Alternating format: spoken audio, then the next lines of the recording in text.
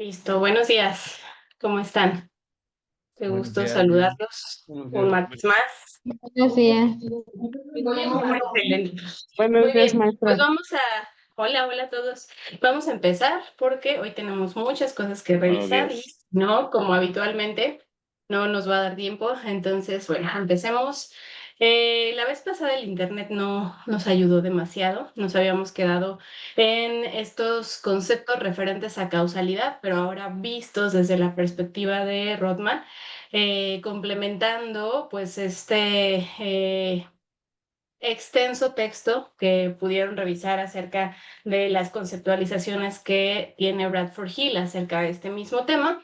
Y para no regresarnos y no perder demasiado tiempo y empezar con el tema que nos corresponde el día de hoy, ¿hay alguna pregunta acerca de estos conceptos de causa suficiente, causa necesaria, causa componente? ¿Alguien me pudiera dar un ejemplo rapidísimo para ya empezar a hablar el día de hoy de encuesta transversal? Con sus proyectos, incluso si es que tienen alguno, o lo que ven en su práctica clínica cotidiana, donde puedan estar involucradas la causa suficiente, componente y necesaria. Liliana. Pues, mi causa necesaria es la prematurez para que se dé la hemorragia intraventricular. Mis causas componentes, pues serían varios factores. Mm, por ejemplo, las hipótesis que yo estoy manejando, que serían haber nacido de mamá con coriamnionitis, con ruptura de membrana, haber estado en ventilación mecánica, harían una causa suficiente para que al haber la causa necesaria, que es la prematurez, pues se desarrolle la hemorragia intraventricular. Exacto, perfecto, muy bien. Pues ese ejemplo es bastante claro porque posiblemente aunque haya otras causas componentes como la coriamnionitis, pues no necesariamente desarrolle una hemorragia intraventricular si no se cuenta con este factor de prematurez. Entonces creo que con este ejemplo queda bastante bien solventado este tema. En realidad ya solamente nos faltaba como consolidar estos tres conceptos, pero me parece que fue suficiente. No sé si alguien tenga alguna pregunta, algún comentario, algo más que quieran agregar. Y si no, pues empezamos con el tema de hoy, que es encuesta transversal. Si están de acuerdo.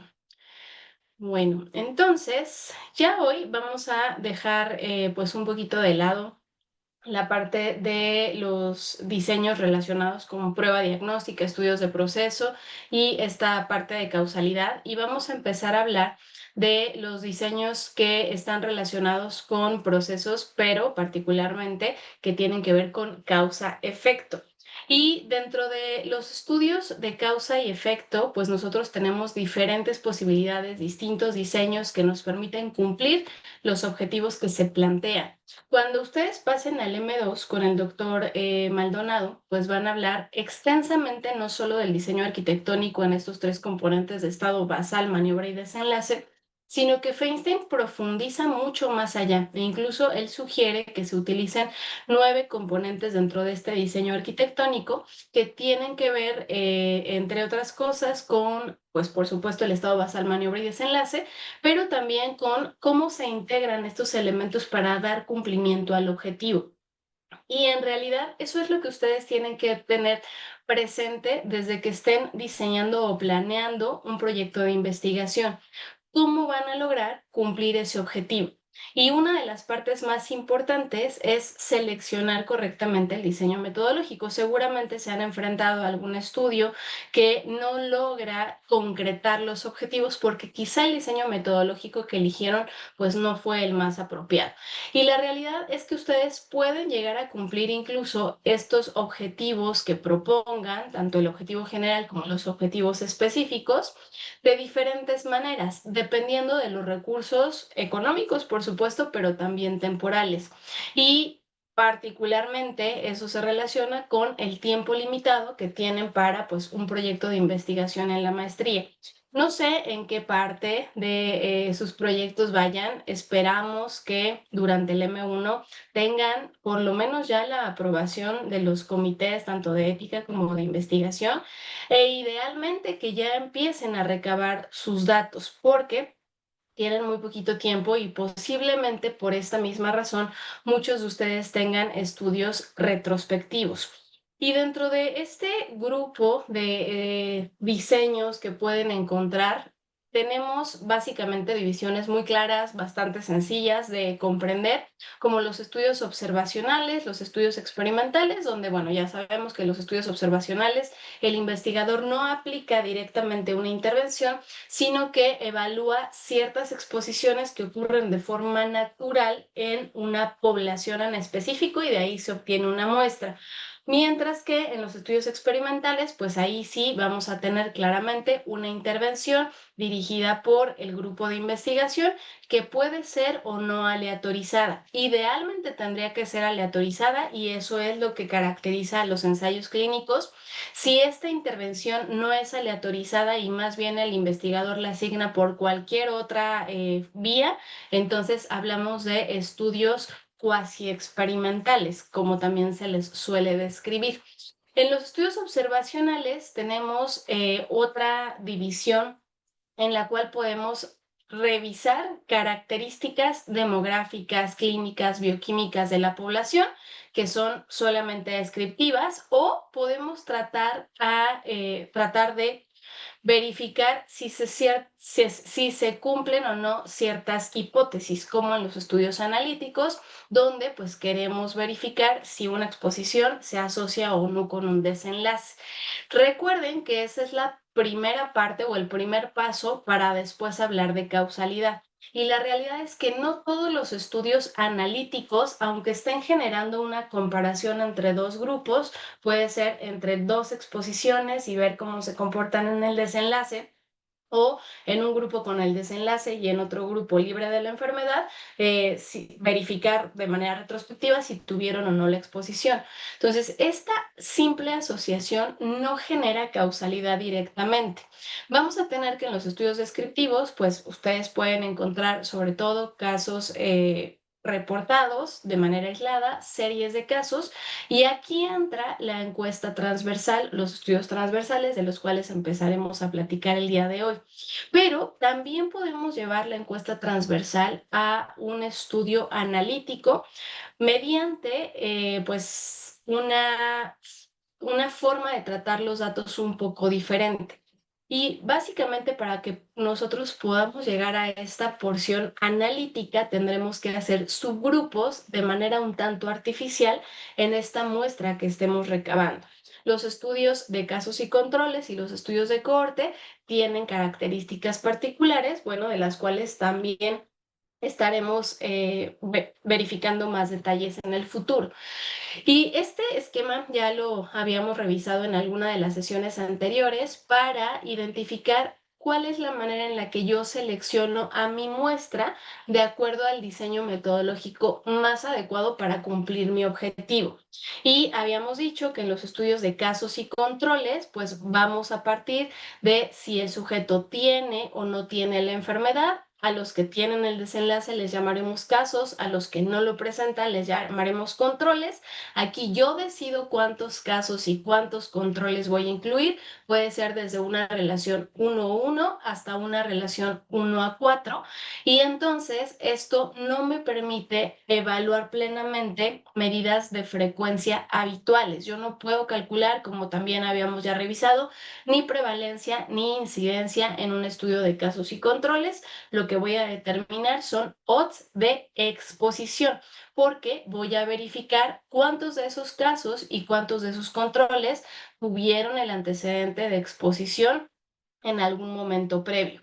Por otro lado, los estudios de cohorte se caracterizan porque yo selecciono a mi población de acuerdo a la exposición, un grupo expuesto, otro grupo no expuesto, de ahí lo sigo en el tiempo y verifico cuántos presentan o no el desenlace de interés. Y las cortes pueden ser también retrospectivas siempre y cuando yo haga la selección de mis participantes desde la exposición y verifique cómo, aunque ya ocurrió también el desenlace, se comportaron a lo largo del tiempo. Por supuesto que los estudios experimentales, específicamente los ensayos clínicos, también tienen que ver con la manera de asignar la intervención o la maniobra, y de ahí el seguimiento en el tiempo es forzosamente prospectivo, longitudinal, para verificar el desenlace en un momento determinado. La realidad es que ustedes pueden encontrar también algunos casos de diseños que combinen uno o más de estos mismos prospectos. Entonces ahí pueden tornarse más complejos, pero la realidad es que siguen como esta misma función y esta misma lógica. Sí, Luis, adelante, por favor. Una pregunta rápida. En el corte de la exposición al desenlace, lo importante es el desenlace, ¿no? Aunque no recogemos prácticamente, digamos, en los retrospectivos, algunos datos falten, pero lo importante es la exposición al desenlace para poder decir es una corte retrospectiva. En una corte retrospectiva, ustedes tienen que tener definitivamente estas dos variables documentadas en el expediente, porque es habitualmente de donde se toman los datos para una corte retrospectiva. Entonces, por ejemplo, si ustedes quieren hacer una corte retrospectiva para evaluar la mortalidad en pacientes que ingresan por infarto agudo de miocardio, pues tendrán que tener este dato claro de cuántos ingresaron por dolor torácico, de esos cuántos tuvieron infarto y cuántos no, y ver la evolución en el tiempo, aunque ya haya ocurrido el desenlace, para ver quiénes fallecieron y cuáles pacientes sobrevivieron. La verdad es que pueden encontrar muchas variables asociadas, que también vamos a tocar ese tema brevemente. Eh, es posible que los estudios de corte retrospectiva tengan muchos datos perdidos. Por eso es que, pues evidentemente, tanto los estudios transversales como los estudios retrospectivos en general, que utilizan un expediente ya sea clínico o electrónico para recabar la información, suelen dar pie a diseños metodológicos más robustos. Entonces, lo que siempre encontramos en los artículos, ¿no? Se sugiere realizar un estudio prospectivo para confirmar los datos que se observan en este momento. Entonces, es por la calidad de los datos, básicamente. Y Mera, adelante. Y por ejemplo, en ese mismo caso que ahorita dieron con el de Javier, es los que tuvieron infarto y murieron. ¿Por qué Ujú. sé que no es casos sin controles? Porque tengo la enfermedad que fue el infarto y que el desenlace fue que murió. Ahí es donde yo me confundo mucho con la corte retrospectiva, la verdad. Claro, puede llegar a ser un poco confusa, pero aquí les digo, toda la diferencia la hace cómo selecciono a mi muestra. Si yo hiciera, porque les digo, este mismo objetivo, yo podría cumplirlo de diferentes maneras, desde un estudio transversal, un estudio de casos y controles, un estudio de cohorte e incluso un ensayo clínico, ¿no? Si quisiéramos evaluar algún fármaco en particular. Entonces, empecemos primero por un estudio de corte prospectiva. Un estudio de corte prospectiva, ¿qué haría yo como investigador? Voy a seleccionar a todos los pacientes que de aquí en adelante, de hoy, que no sé ni en qué día estamos, 28 de octubre, me lleguen con dolor torácico, a los cuales yo les haga un electrocardiograma y tengan elevación del segmento ST. Y quiero ver la mortalidad al tiempo que ustedes me digan, 24, 48, 72, un mes, vamos a decir que está durante la estancia hospitalaria. Entonces los voy a seguir en el tiempo, todo el tiempo que están en el hospital, y voy a ver cuántos de esos pacientes que ingresaron fallecieron o no. Entonces aquí la exposición sería pacientes con dolor torácico, con un electrocardiograma que cumple con estos criterios de elevación del segmento ST, y ese sería mi grupo expuesto. Y quizá mi grupo no expuesto serían pacientes con dolor torácico que en el electrocardiograma no tengan elevación del segmento ST, ¿no? Entonces ahí ya tengo mi exposición clara, el seguimiento en el tiempo, y lo que quiero verificar es cuántos de estos hacen o no muerte, que es mi desenlace final. Esa sería una corte prospectiva. Corte retrospectiva. Yo ya tengo los expedientes, ¿no? Busco todos los expedientes desde el 1 de enero hasta el 1 de octubre del 2025, y veo de esos expedientes cuáles corresponden a pacientes que llegaron con dolor torácico, busco su electrocardiograma y otra vez veo cuáles tuvieron elevación del segmento ST, cuáles no, y en el expediente voy hacia adelante buscando qué les pasó, si se fueron de alta o si fallecieron durante la hospitalización. Aunque todos los eventos ya ocurrieron, en el expediente ya dice si fallecieron o no, mi selección es desde la exposición, ¿sale? Entonces esa es una corte retrospectiva. Y es Después, transversal. Perdón. ¿Y esa sería son transversal? longitudinales, Aún así, ok. Ajá, tanto la corte retrospectiva como la prospectiva son longitudinales. Sí, Ana, adelante, por favor. Sí, es que precisamente al igual que lo que comenta Imer, si bien tenemos los expedientes, más bien yo ayer lo que concluí es un acto de honestidad por parte del investigador, porque realmente también como que de repente yo no cacho la diferencia del transversal, porque el transversal vas a tener igual el expediente y como te puedes ir a la primera página de urgencias, como a la nota de alta de cardiología o de medicina interna, ¿no? Donde vas a ver el desenlace. La Entonces, diferencia es la manera de seleccionar la muestra. Ahorita llegamos al transversal, a ver si con eso logro aclarar un poquito esta duda, ¿sale? Entonces acuérdense aquí en la corte sí, retrospectiva, aunque todo ya sucedió y está en el expediente, yo mi selección la voy a hacer desde la exposición. Estos pacientes con dolor torácico, verifico cuáles tuvieron elevación del ST, cuáles no, y generalmente se hace de manera proporcional. 50 pacientes con elevación del segmento ST, 50 pacientes sin elevación del segmento ST, ¿no? Entonces yo hago esta diferencia para ver el desenlace. Casos y controles. Entonces aquí sí voy a irme al desenlace primero, verifico cuántos fallecieron, cuántos no, y de manera retrospectiva busco cuáles tenían infarto con elevación del segmento ST y cuáles llegaron por dolor torácico, pero sin cambios en el electrocardiograma. Entonces ese es un casos y controles. Y generalmente, como les decía, podemos seleccionar un caso y un control o un caso y como máximo hasta 4 controles.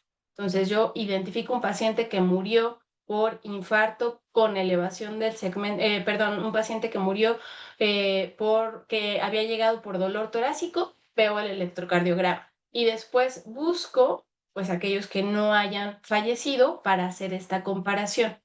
En un transversal, ¿qué haría? En un transversal yo tengo, vamos a decir, un mes entero en el servicio de urgencias y busco a todos mis pacientes. De esos, voy a verificar cuántos tuvieron el desenlace y cuántos tuvieron la exposición, pero en el mismo momento. Aquí no me va a interesar elegirlos por el desenlace o por la exposición. Entonces vamos a decir que en un mes yo tuve 100 pacientes. A todos esos los voy a incluir en mi estudio. No voy a verificar si tuvieron la exposición o tuvieron el desenlace. Yo digo un mes entero, ¿no? Generalmente se hace por muestreos probabilísticos, como también vamos a revisar, pero aquí no tomo en cuenta ni la exposición ni el desenlace. Ya que tengo a todos esos pacientes de un mes completo, entonces verifico cuántos llegaron por dolor torácico, que de esos cuántos tuvieron elevación, cuántos no y cuántos fallecieron. Pero no utilizo ni el desenlace ni la exposición para elegirlos. Los elijo porque los tengo disponibles. ¿Vale? Entonces, de ahí yo puedo obtener una prevalencia tanto de la exposición como del desenlace. De estos 100 pacientes, 3 fallecieron. Y de estos 100 pacientes, 10 llegaron por dolor torácico. Pero no los estoy seleccionando ni por la exposición ni por el desenlace. No sé si quedó un poquito más claro. Más o menos. Bueno, esperemos que en el transcurso de esta sesión podamos aclararlo un poquito mejor. Bueno, entonces, los diseños metodológicos nos ayudan, como les decía, a cumplir ciertos objetivos. Y esos objetivos van a estar habitualmente establecidos en 3 niveles. Un objetivo que puede ser descriptivo, donde pues yo determino las características demográficas, clínicas, bioquímicas, la que ustedes mejor consideren para su muestra y para poder extrapolar eso, en teoría, al resto de la población en general. Entonces, aquí empezamos con los estudios transversales, donde podemos decir, en este momento de la muestra que yo estoy obteniendo, la edad es esta, la mayoría de los pacientes son hombres o mujeres, este porcentaje son diabéticos, hipertensos. Además, en sus estudios de laboratorio vemos que tienen una media o mediana, dependiendo de las características de la variable, de tanto, hemoglobina de tanto, glucosa de tanto, etcétera. Eso es meramente descriptivo. Yo solamente estoy diciendo lo que ocurre en general. Después tenemos un nivel exploratorio, que es donde mínimamente ustedes deben centrar ahorita para este grado y para el IPN sus proyectos, donde pueden encontrar a través de la observación, es decir, estudios observacionales, ciertas relaciones o asociaciones, estudios de corte, estudios de casos y controles e incluso estudios transversales, pero que les permitan analizar subgrupos de forma, les decía, un tanto artificial para poder generar medidas de asociación. Entonces, los estudios descriptivos nos dejan solamente determinar medidas descriptivas, frecuencias, básicamente medias, medianas, etcétera, mientras que los estudios en el nivel exploratorio nos permiten encontrar asociaciones a través de medidas de asociación, riesgo relativo o también podemos utilizar razón de Mohs. Adelante, Javier, por favor. Hola, buenos días a todos. Disculpe, la duda puede ser un poquito necia, a lo mejor es falta de experiencia, pero tengo esta duda. La medida de frecuencia que utilizamos en las cortes es la incidencia. Ahora, ¿se puede sacar esta misma incidencia de forma retrospectiva? Sí, efectivamente, en una corte retrospectiva, es muy buena pregunta, Javier, muchas gracias. En una corte retrospectiva, la medida de frecuencia a utilizar es incidencia, igual que en una corte prospectiva per se. Entonces, Y aquí, ¿cómo sería sí, si lo seleccionamos nosotros a los pacientes? ¿Seleccionamos en un periodo en particular o cómo sí, seleccionamos? ustedes pueden decidir un periodo y dentro de ese periodo van a tener diferentes tipos de muestreo. Vamos a hablar de eso hoy, justo. Van a tener posibilidades de hacer un muestreo probabilístico o un muestreo no probabilístico. Y a partir de ahí, seleccionar a sus pacientes, primero con la exposición y después este seguimiento en el tiempo es lo que nos va a dar la incidencia entre un grupo y otro. La realidad es que la idea de los estudios que están justamente en esta fase exploratoria, observacional de encontrar asociaciones es poder comparar grupos. Yo tendré que verificar si la incidencia en el grupo que tiene la exposición es más alta, igual o menor que en el grupo no expuesto. Y eso es lo que me permitirá pues, encontrar finalmente estas asociaciones. Pero sí, es incidencia y pues se hace con lo que tenemos en el expediente, básicamente. Muchas gracias. Muy bien. ¿No? ¿De qué? Ok, y después llegamos al plano explicativo, donde pues ya podemos encontrar causalidad, determinar plenamente que este efecto tiene que ver con esta exposición en particular. Aquí, de manera general, pues nos centramos en ensayos clínicos que son aleatorizados, que muchas veces son cegados, pero la realidad es que también de cierta forma los estudios de cohorte, sobre todo cuando son prospectivos y en algunos casos también los estudios de casos y controles podrían permitirnos identificar este fenómeno de causa y efecto. Lo importante es que podamos verificar claramente que este factor, esta exposición, precede siempre al desenlace y eso no lo podemos hacer de manera transversal. Ahorita vamos a poner un ejemplo con el que yo creo que va a ser un poco más fácil hacer esta distinción. Entonces, los estudios observacionales donde entra la encuesta transversal tienen ventajas, pero por supuesto que también tienen limitaciones. Y una de las principales ventajas es que nos permite en una fase inicial describir a las poblaciones. Esto aplica no solamente para la encuesta transversal, también para los estudios de casos y controles, para las cortes, para los ensayos clínicos, donde ustedes seguramente en todos los estudios que han revisado a lo largo de su vida, pues han podido ver que hay 3 tablas de forma global, ¿no? La primera tabla que nos dicen características demográficas de la población y te avientan edad, sexo, comorbilidades, laboratorios, etcétera. Luego la tabla 2, donde hacen una comparación entre los grupos que ellos están incluyendo. Si es un estudio de corte, esta tabla 2 va a estar relacionada con la exposición. Si es un grupo de casos y controles, esta tabla 2 va a estar relacionada con el desenlace. Y generalmente, si llegan a una tercera fase de análisis con una regresión logística, pues van a encontrar ajustes por variables de confusión. Son en general las 3 tablas que van a encontrar en los artículos que ustedes pueden revisar en cualquier lado. Entonces, esa tabla 1, pues viene de la observación y muchas veces los estudios transversales se quedan ahí solamente en describir qué está pasando con una muestra, con una población determinada de la cual quiero saber más cosas. Por supuesto que son útiles. Muchas veces les hacemos como el feo porque decimos que dentro de esta pirámide de la evidencia científica, pues ocupan uno de los niveles más bajos, pero la realidad es que hay ocasiones donde es todo lo que necesitamos saber para tomar decisiones. Nos ayudan a medir la prevalencia de desenlaces de salud-enfermedad. Y esta evaluación permite que generemos hipótesis más adelante acerca de asociaciones posibles, para las cuales quizá tengamos que desarrollar en el futuro, pues algún diseño metodológico distinto.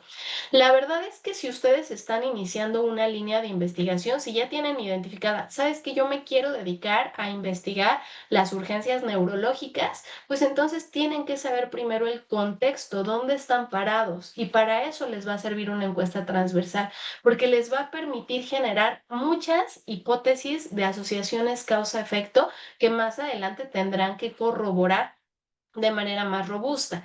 Además, nos permite comprender los determinantes del desenlace y describir las características de la población.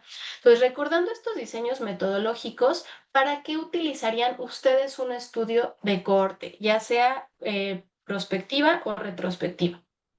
¿Cuál sería su objetivo? Si alguien tiene un estudio de cohorte, platíquenos un poquito. Pues en mi caso es para evaluar factores de riesgo. Ok, Liliana dice factores de riesgo. Excelente. O ¿Cuáles factores factores de predictivos. riesgo, Liliana? Factores de Yo riesgo sé para que quieres hemorragia evaluar intersticial. muchos, Quiero pero ¿cuál evaluar sería tu principal 5. exposición? Coriamnionitis, ruptura prematura de membrana, eh, exposición a la ventilación mecánica, eh, manejo con inotrópico y asfixia. Ok. ¿Y vas a incluir solamente a niños prematuros? Sí, solo a prematuros moderados y tardíos, Ok. ¿Y es no la externos. misma frecuencia del desenlace en los moderados que en los tardíos? No. Bueno, en Ok. lo poco que se ha establecido, no. Sí hay un artículo que tiene una incidencia diferente, Ujú. menor en los tardíos que en los moderados, y otro que juntó a los dos, moderados y tardíos. Ok. Por plausibilidad se esperaría que los moderados tuvieran una mayor frecuencia que los tardíos. Entonces, eso va a tener que formar parte de tu estratificación pronóstica. Y después tienes ahora sí los factores. Tú me dices, tengo 5 factores. Bueno, eso es un estudio en el cual vas a tener que realizar algo que se llama modelo predictivo. Son cortes, pero son cortes un poco más complejas porque incluyen diferentes factores. Y vas a tener que llegar en tu análisis a una regresión logística. utilizando un cálculo de tamaño de muestra de eventos por variable, ¿sale? Entonces, aquí la realidad es que, sí, Ana, adelante, antes de que yo les dé la respuesta.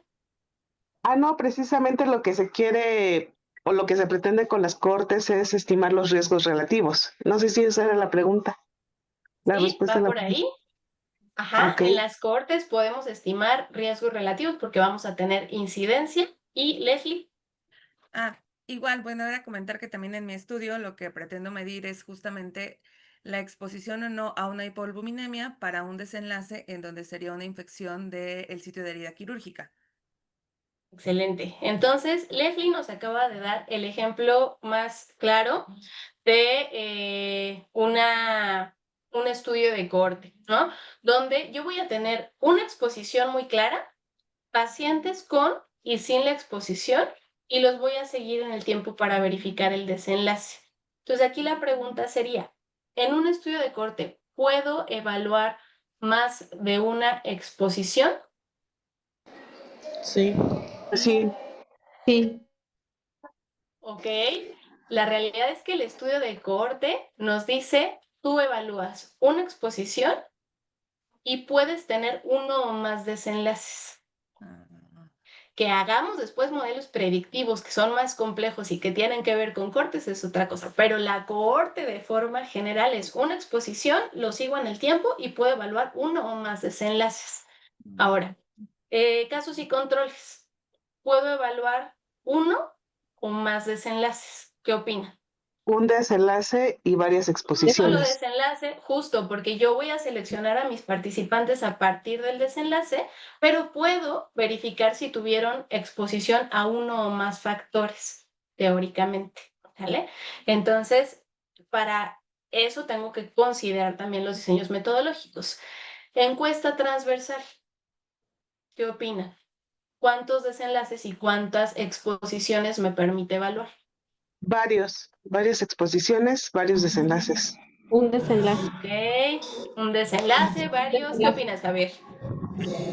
No puedes evaluar como tal desenlaces porque en teoría lo que marca la diferencia una corte con un transversal es que estado basal, maniobra y desenlace los mides juntos, entonces no puedes saber realmente si tu desenlace es consecuencia de tu maniobra o realmente esto ya estaba desde antes. Entonces lo que yo No, entiendo es que te sirve solo para Pero evaluar sí, prevalencias en términos generales, pero no te serviría tanto para establecer asociaciones. pero Araceli no no, está tan... Araceli Yo difiere. yo también. Lo que pasa es que, para empezar, aquí el estudio transversal, la clave es el objetivo. ¿Cuál es tu objetivo? O sea, ¿qué estás buscando? Porque obviamente ya sabemos que algo puede ser desenlace o puede ser exposición. O luego incluso en los estudios transversales lo que pasa es mucho esa confusión. Luego puede ser, se confunde el desenlace con la exposición, hasta con la maniobra se hace un Ok, relajo. De verdad he visto me estudios encanta. así súper extraños, pero tiene que ver tu objetivo, tú qué quieres, tu investigador que estás planteando, y aunque no hay como tal una causalidad, pero sí tomas en cuenta, pues, de dónde hacia dónde vas, qué estás buscando. Entonces, no es que, pues, el paciente puede tener el desenlace y eso, así como lo dijo Javier bien, pero ¿qué quieres tú? ¿Qué estás planteando en tu objetivo? ¿Cuál es tu hipótesis? La realidad es que los dos tienen razón. Como dice Javier, yo al principio en un estudio transversal voy a medir prevalencias. ¿Prevalencias de qué? De desenlaces que yo estoy considerando como desenlace y de exposiciones que yo estoy considerando como exposiciones. ¿Realmente son exposiciones y realmente son desenlaces?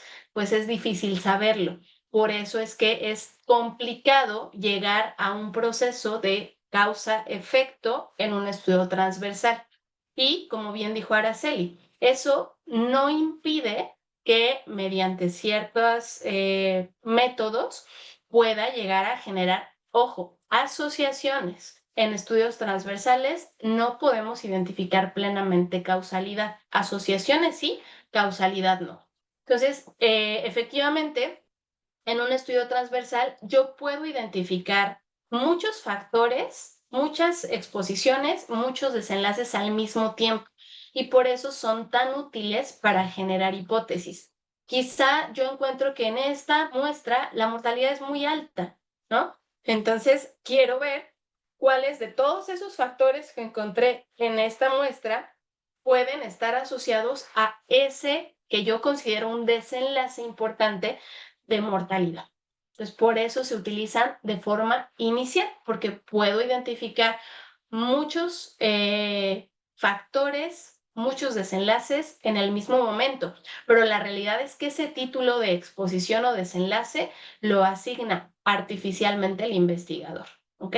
Entonces, vean este esquema que viene en el artículo de Chest que les compartí en el Classroom, que ojalá tengan la posibilidad de revisar con mucho más detalle, donde pues nosotros vamos a tener una población de interés y de ahí es de donde vamos a obtener nuestra muestra. No vamos a seleccionarlo por alguna característica en particular, ni relacionada con la exposición ni relacionada con el desenlace. Simplemente la vamos a obtener porque la tenemos disponible en ese momento. Puede ser un periodo específico, puede ser un área particular. Y esta muestra que yo ya obtuve, independientemente de la exposición e independientemente del desenlace, me va a permitir generar de todas maneras una tabla de 2x2, pero les digo, esta tabla de 2x2 donde yo voy a decir, este es el desenlace y esta es la exposición, la realidad es que se construye a partir de lo que el investigador considera que está sucediendo. Realmente, como también lo decía muy bien Araceli, puede ser que yo diga, este es el desenlace y en realidad sea la exposición y viceversa. Entonces, por eso es que nos permite generar asociaciones, pero no verificar plenamente causalidad. En un estudio transversal, ¿alguien tiene un estudio transversal para quizá aterrizar mejor la idea? Pues es que precisamente yo no sé si, por ejemplo, el de Lili pueda prestarse a un transversal.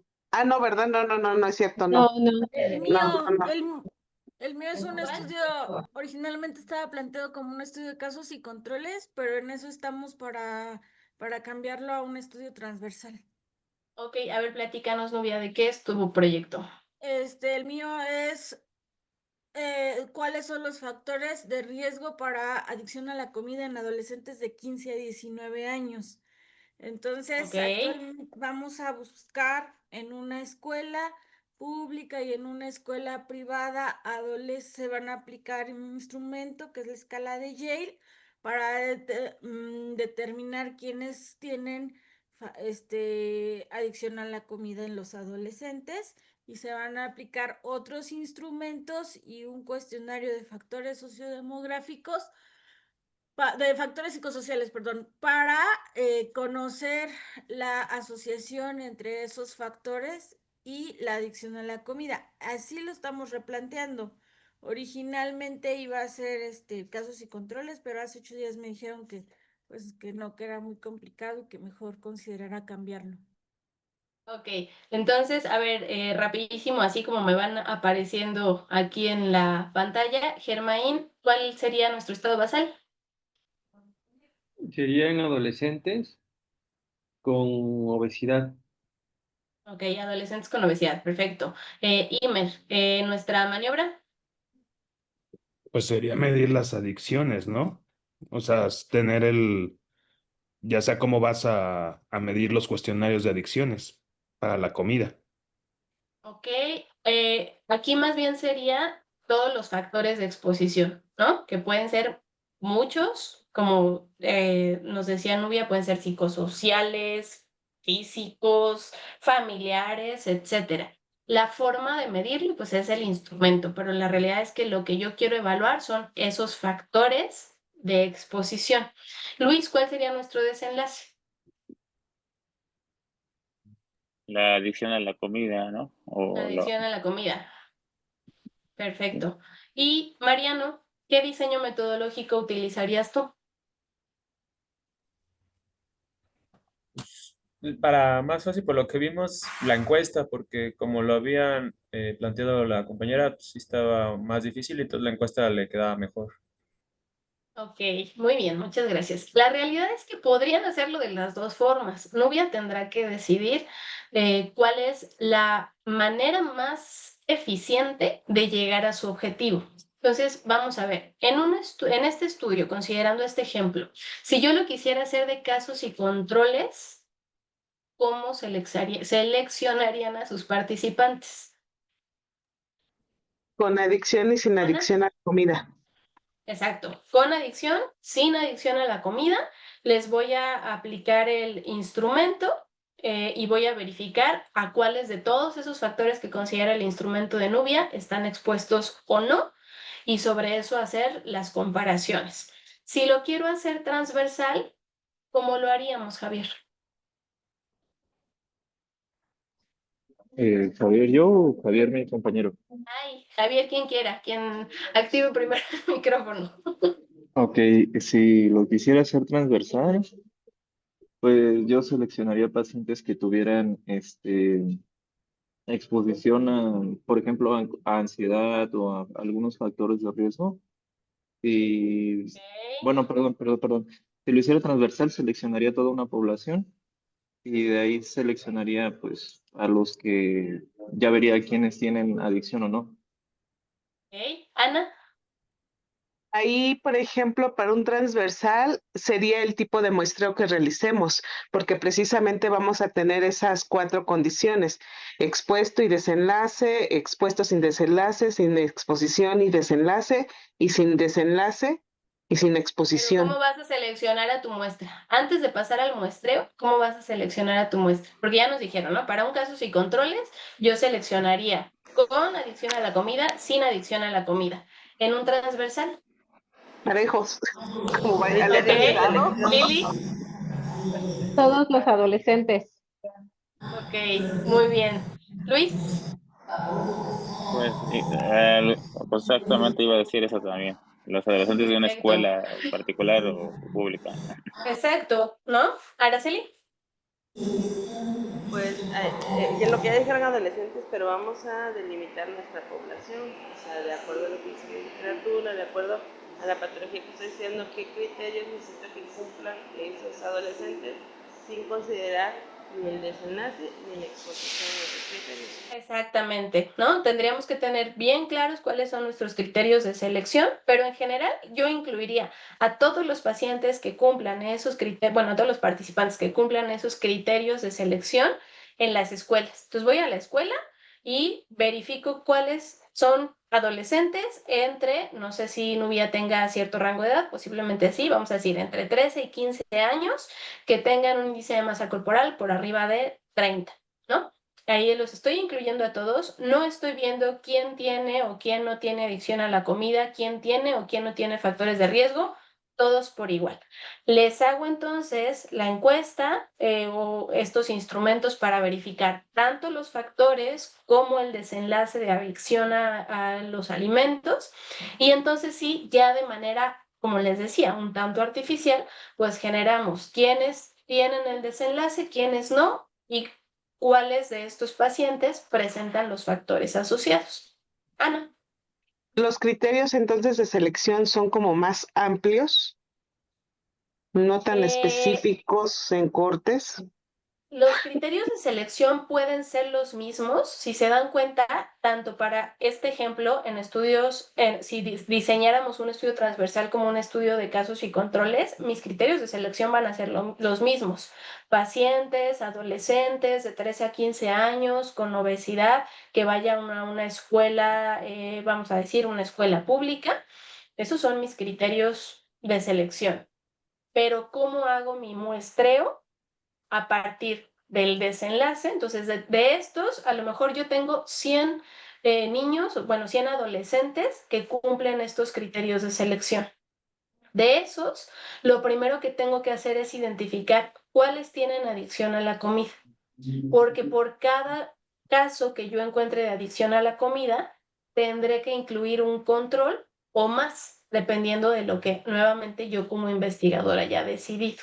Entonces, es un poco diferente la manera en la que hacemos la selección de los participantes.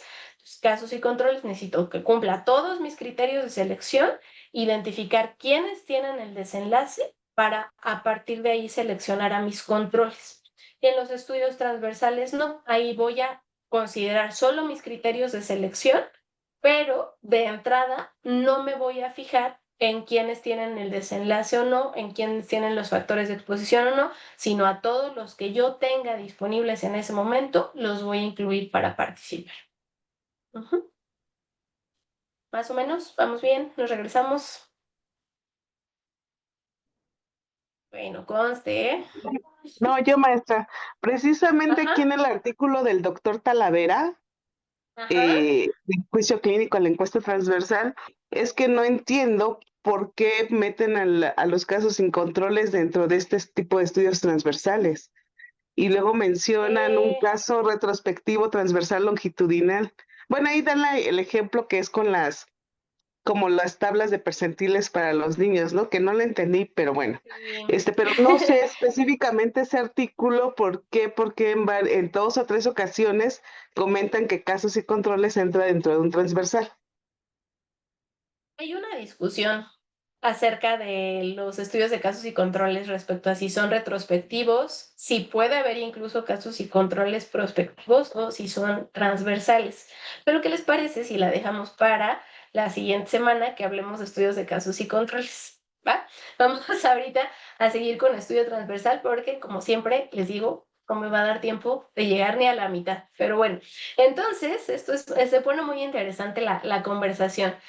La diferencia real entre los diferentes diseños metodológicos tiene que ver con cómo se comportan los pacientes en el tiempo, pero también el seguimiento que nosotros estemos realizando. Entonces, ustedes seguramente ya tienen bastante claro que los estudios longitudinales necesitan al menos 2 mediciones en el tiempo para poder asegurarnos en los estudios que son longitudinales, prospectivos sobre todo, que el participante que yo estoy seleccionando no tiene el desenlace al momento en el que lo estoy incluyendo en el estudio. Entonces tendré que hacer al menos 2 mediciones, una al inicio del estudio para verificar que no tenga el desenlace y otra al final del estudio para ver cuántos de estos pacientes que yo seleccioné previamente presentaron o no presentaron la enfermedad. Entonces, el estudio longitudinal, como decíamos, puede ser prospectivo, que sería lo ideal. Si ustedes tienen forma de que su estudio sea longitudinal, prospectivo, porque es factible, deberían seleccionar este diseño, es decir, una corte prospectiva o un ensayo clínico. Si no pueden cumplir con esta factibilidad porque el tiempo no les es suficiente, entonces seleccionen un estudio longitudinal retrospectivo, que puede ser una corte retrospectiva o puede ser un estudio de casos y controles. Y si ninguna de esas opciones es apropiada para su proyecto o quieren empezar a involucrarse más con esta área de investigación en particular, pues tendrían que optar por una encuesta transversal, donde yo solo voy a realizar una medición. Entonces, este ejemplo que nos ponía Nubia, ¿cuándo va a realizar ella evaluación de los instrumentos? A lo mejor va a ir solo un día a la escuela, ¿no? Va mañana a la escuela y a todos los niños que encontró que cumplan los criterios de selección, les aplica esta encuesta y ya. Ahí se termina su estudio y ella tendrá que hacer el análisis posteriormente. A diferencia de tener que hacer a lo mejor una evaluación ahorita, incluir solo a los niños que no tengan adicción a la comida, seguirlos en el tiempo evaluando sus factores de riesgo y ver en un año cuántos desarrollaron o no este desenlace. Eso sería un estudio longitudinal, prospectivo específicamente, ¿ok? Entonces, la encuesta transversal solo hace una medición. Y por supuesto que ustedes tendrán que tener criterios de inclusión muy claros. ¿Cuál es el problema de la encuesta transversal? Esta imagen fue bastante famosa hace algunos años, por ahí por Facebook, etcétera. No sé si alguien la conoce, si alguien conoce el contexto. No. Es una mamá que estaba riendo, ¿no? No, a ver, ya me palas. arruinaste el...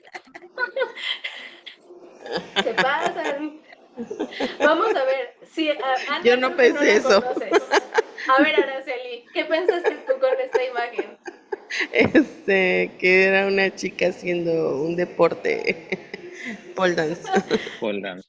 Ok, ¿no? Entonces justo, a ver, platícanos a ver si me la historia. No, nada más me acuerdo que era una mamá que estaba barriendo, pero justo todos creían que era una stripper. Una cajera, ¿no? Ok. Que era una cajera y que por eso le daban dinero. Bueno, la historia, más o menos, más o menos. La historia era que mandan llamar a la mamá de un niño en la escuela y le dicen, oiga señora, es que les pedimos a los niños que dibujaran a qué se dedican sus mamás. Y este es el dibujo que hizo su niño, entonces le pedimos por favor que sea más discreta con sus actividades laborales, ¿no? Y la mamá dice, ok, pero esperen, lo que sucede es que yo me dedico a vender palas. Y ese día nevó muchísimo y esa era la última pala que había en la tienda. Entonces todos los clientes me la querían comprar y todos los clientes me daban dinero por la pala, ¿no?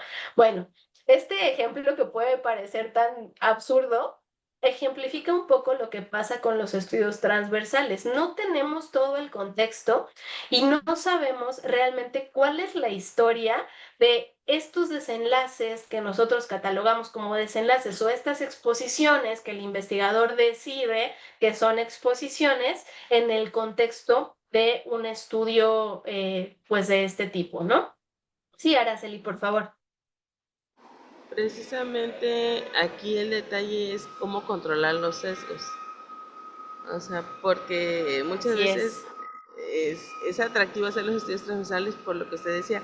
O sea, mañana se va a Nubia, recoge toda la información y ya tiene todo, ya lo demás es chamba de ella, ¿no? O sea, el análisis.